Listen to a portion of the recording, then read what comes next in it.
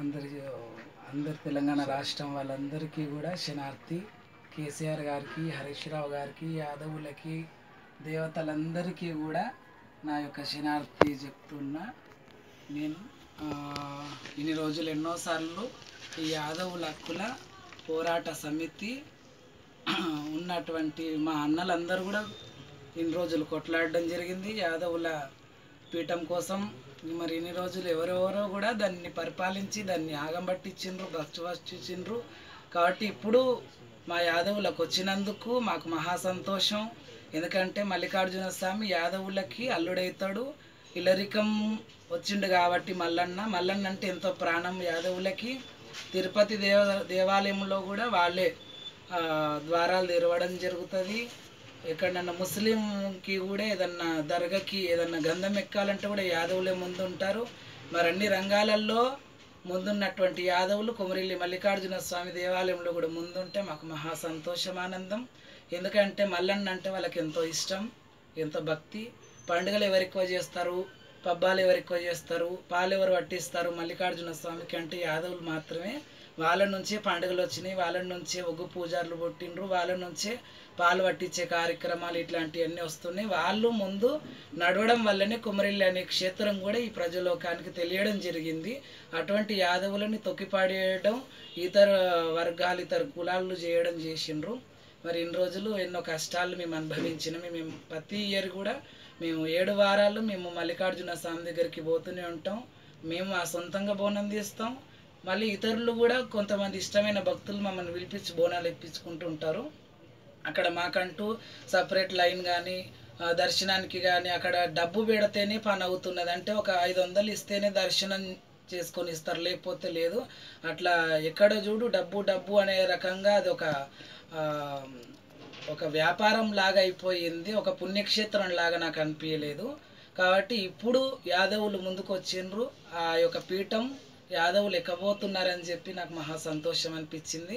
మా అన్నలని నేను ఇంటికి పిలిపించుకొని మా యొక్క దేవాలయంలో మా మల్లికార్జున స్వామి సన్నిధానంలో వాళ్ళని సత్కరించాను. వాళ్ళు ఇంకా ఇలాగే అభివృద్ధి చెందాలి, ఇంకా పైకి రావాలి. ఇలాగే ఈ యొక్క బండారు పట్టినటువంటి శివగణాదులందరికీ కూడా, శివసత్తులందరికీ కూడా వాళ్ళు సపోర్ట్ ఎల్లకాలం ఉండాలి.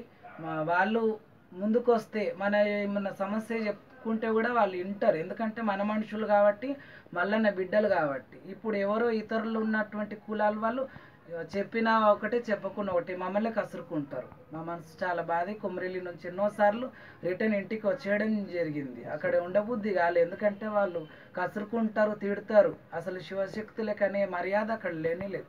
బండారు అంటేనే శివశక్తులు అంటేనే బండారు. అటువంటిది ఆ బండారికి, ఆ మల్లన్నకి మాకు ఎటువంటి విలువ మాకు అనిపించలేదు. అట్లా లేదు కాబట్టి, విలువ లేదు కాబట్టి విగ్రహం కూడా తీసేయడానికి కూడా నిన్న మొన్నటిదాకా చాలా ప్రయత్నాలు చేసిండ్రు. బండారు ఇప్పటికీ భూమి మీద ఉంటుంది, శివసత్తులు ఉంటారు, దేవుడు ఉంటాడు. ఆ పుట్ట బంగారంతో చేసినటువంటి దేవుడు శాశ్వతంగా ఉంటాడు. సెకండ్ శ్రీశైలం లాగా ఈ యొక్క తెలంగాణ రాష్ట్రంలో కొమరెల్లి మల్లికార్జున స్వామి పుణ్యక్షేత్రం మహాదేవాలయంగా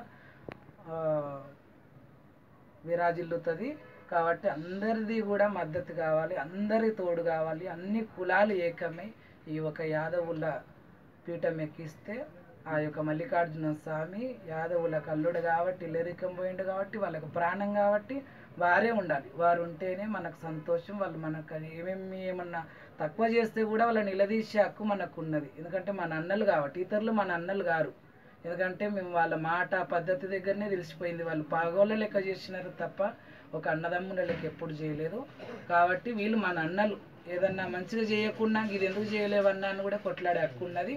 చేస్తారు, ఎందుకంటే మనకు తెలుసు యాదవులు అంటే ఎంత ప్రేమ, ప్రాణమైన ఇస్తారు మల్లన్న అంటే. కాబట్టి వాళ్ళు ఎప్పుడు కూడా ఇలాగే మమ్మల్ని ఆదరిస్తూ ఉండాలి. మేము కూడా వాళ్ళకి ఆదరిస్తూ ఉంటాం. ఒకరికి ఒకరు ఆదరించుకుంటేనే మంచిది. కేసీఆర్కి కానీ హరీష్ రావు గారికి కానీ చాలా థ్యాంక్స్ అండి. మీకు శనార్థి కూడా మీరు యాదవులకి పీఠం ఇవ్వడం కూడా మాకు మహా సంతోషం అనిపించింది. అందరికీ కూడా ముక్కోటి దేవతలకి, మల్లికార్జున స్వామికి, అందరి యాదవులకి, మిగతా అన్ని కులాలకి కూడా శనార్థి.